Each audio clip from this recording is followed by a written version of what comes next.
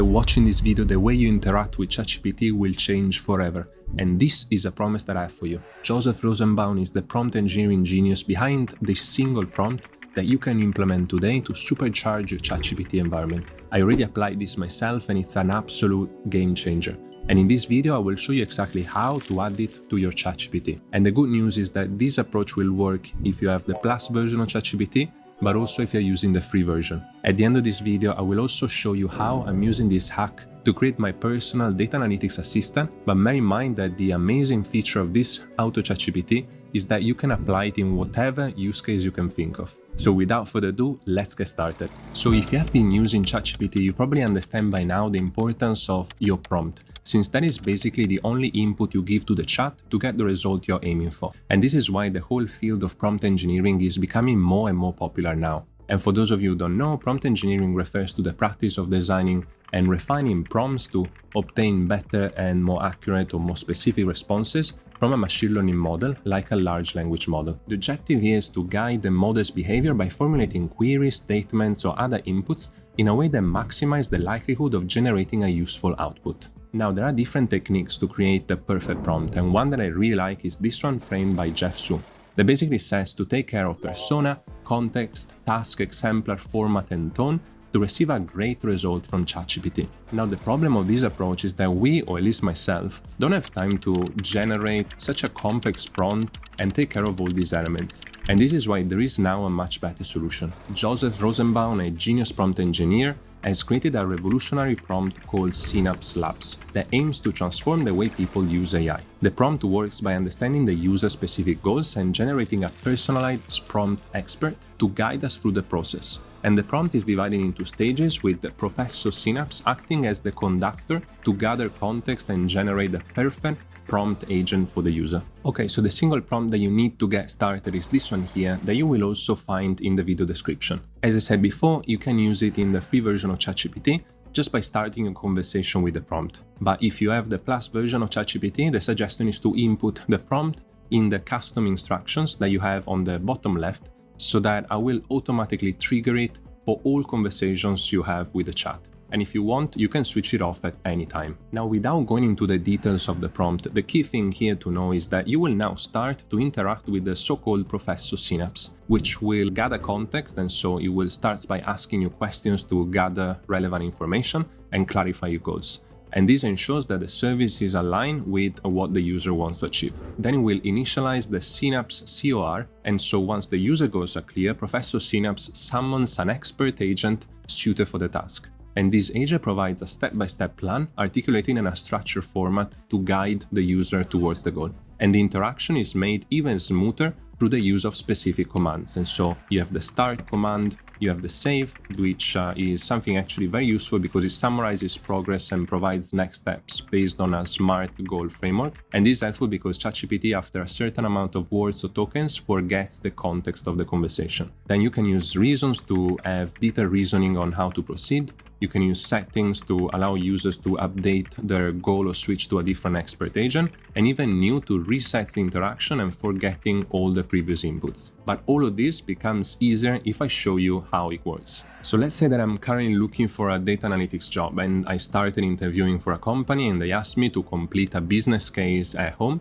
based on a dataset they provided me with, which, by the way, is often the case for data interviews. So I want ChatGPT to give me the best possible answer. And here, I'm not interested in one only answer, but I actually want to see the whole process so that I can give it back to an interviewer when they ask me. Okay, and so I added the prompt in the custom instruction in GPT-4 environment, and also I select the advanced data analysis, the beta version that I can use for data analytics tasks. And this is the prompt that I'm giving to the chat. So you see that I uploaded my file that I received for the interview. And then I'm saying, okay, I'm interviewing for a data analytics lead role. And the company gave me this dataset and asked me to do end-to-end analysis, come up with interesting insights to help the business and explain the logic behind my conclusions. And for context, the company is a global superstore. And so if I run this, here you see, greetings, I'm Professor Synapse. And so we are now starting to interact with Professor Synapse, and he's actually asking straight away for more context. So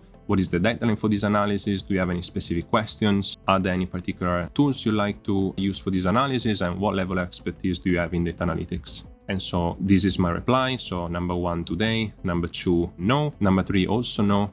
And 4, expert level. Okay, and so here you see that it uses the SMART goal, so specific, measurable, achievable, relevant, and time-bound, to summarize and try to confirm that this is the correct context of the question that I'm asking. And now what the chat is responding is basically initializing Synapse COR, meaning that it's calling the expert. So in this case, you see the reply, I'm an expert in data analytics. I know how to analyze data sets. And so now we have our expert data analyst that can do the task for us.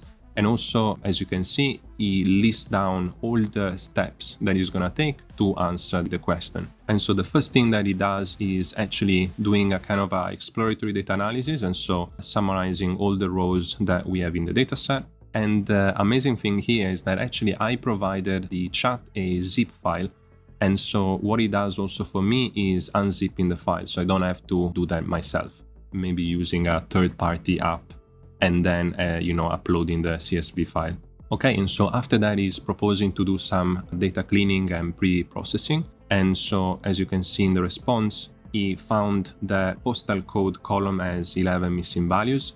And so he's actually proposing different options to deal with the missing values. And so filling the missing value with a placeholder, drop the rows with missing values, or ignore missing values actually. And so he's asking which option I prefer to go for, and I say number 2. And so after this, now we're going to analyzing the data set in a bit more details. And so he creates some basic statistics and also the sales distribution with actually a really nice chart. And now I'm asking the chat to give me 3 insights that I can show in the interview. And so what the chat does is start in the first insight, which will be sales by region. And I really like that he also adds this business implication at the end. Then we go for the sales by category and subcategory with another interesting chart. And then the insight 3 will be sales by customer segment, again with a different bar chart. Okay, and so to put everything together, what I'm saying is to create a presentation with a summary of everything that you've done and that I can also show in the interview.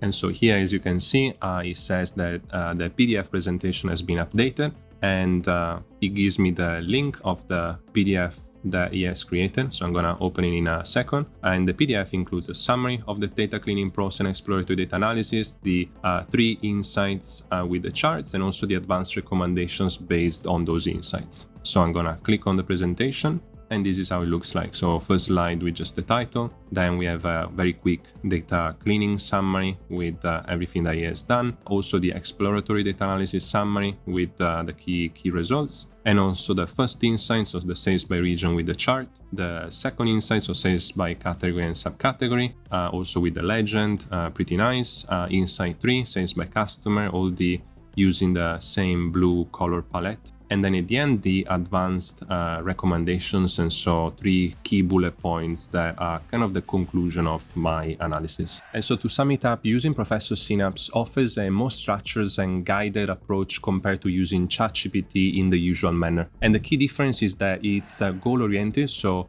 Professor Synapse starts by clarifying the user-specific goals, providing a target and focused interaction. Then we have an expert agent, because instead of generalized conversation, Professor Synapse calls upon specialized expert agents that are suited for the particular task or goal, offering more refined and task-specific advice. And what that means is that basically in the backend is applying all the best practices of prompt engineering without us even realizing that.